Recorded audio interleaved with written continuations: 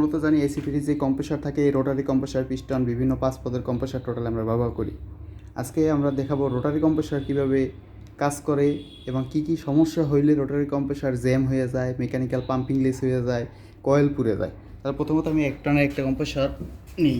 Compressor আমাদের কাটা ছিল, কম্প্রেসার থেকে দেখানো হবে যে কীভাবে রোটারি কম্প্রেসার কাজ করে। আমরা জানি যে রোটারি কম্প্রেসারের ইলেকট্রিক পার্টটা উপরে থাকে এবং মেকানিক্যাল পার্টটা থাকে নিচে। তার কাছাকাছি থাকে তেল, লুব্রিক্যান্ট অয়েল। তাহলে আমরা মেকানিক্যাল পার্টটা খুলবো, আর এটার ইলেকট্রিক পার্ট হইলো যে কয়েল পুড়ে যাওয়া। এটাই হলো মেইন সমস্যা। কারেন্ট ভোল্টেজ বাড়ি খায়, অনাকাঙ্ক্ষিত কারণে ভোল্টেজ আপ ডাউন করার কারণে, ভোল্টেজ ডাউন হয়ে যাওয়ার কারণে কয়েল পুড়ে যায়। মেকানিক্যালের নাটগুলো খুলে নিই, তারপরে দেখানো হবে যে কিভাবে ভিতরে কাজ করে।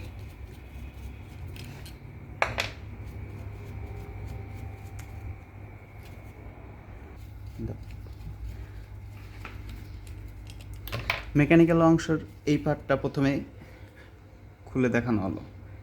ভিতরে থাকে একটা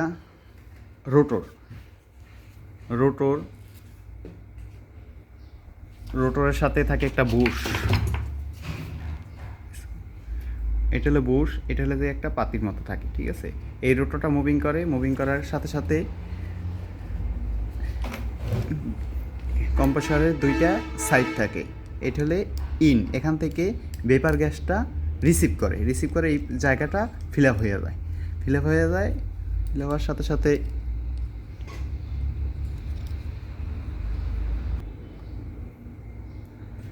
রোটরটা যখন ঘোরার সাথে সাথে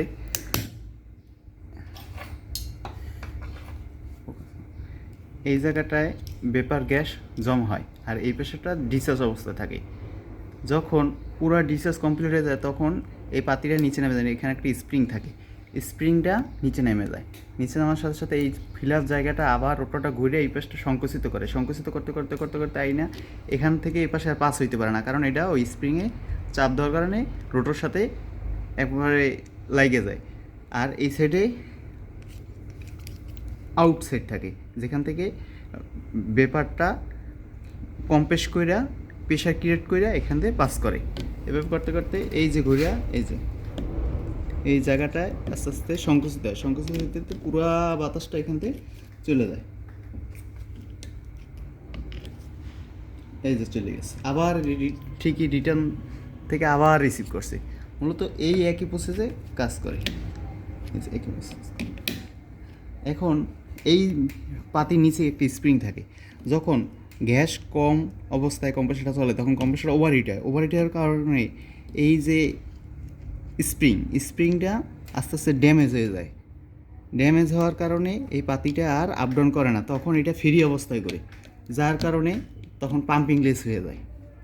আমরা যদি পাম্পিং লেস কম্প্রেসারগুলো নিচে জ্বালার অংশের এখান থেকে সাইডে ঘুরাই কাটা হয়, কাটার পরে যদি এই পাতির স্প্রিংগুলো চেঞ্জ করে দিই, যে পাতির স্প্রিংগুলো ভেঙে যায়, তাহলে এই কম্প্রেসারটা আবার পুনরায় চালার জন্য উপযুক্ত হবে।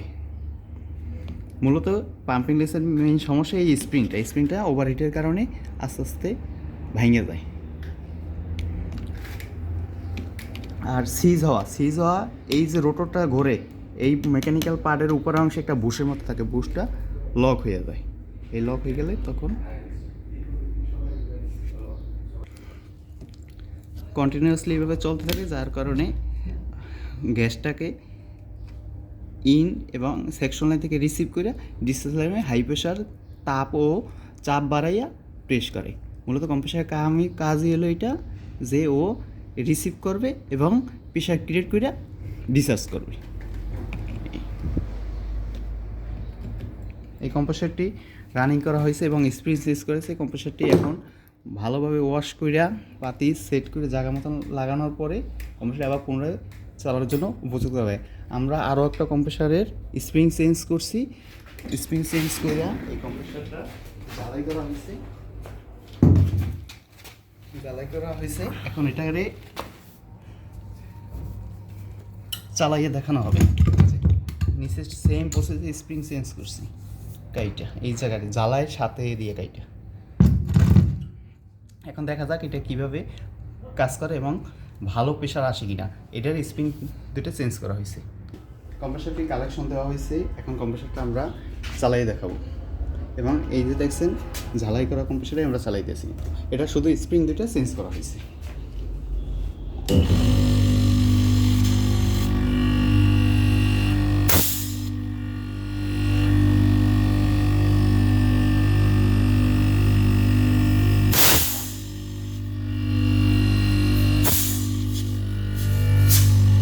এম্পিয়ার নিচ্ছে 2.6 এম্পিয়ার। এটা এখনো তেল দেওয়া হয় না। আর এই দিয়েও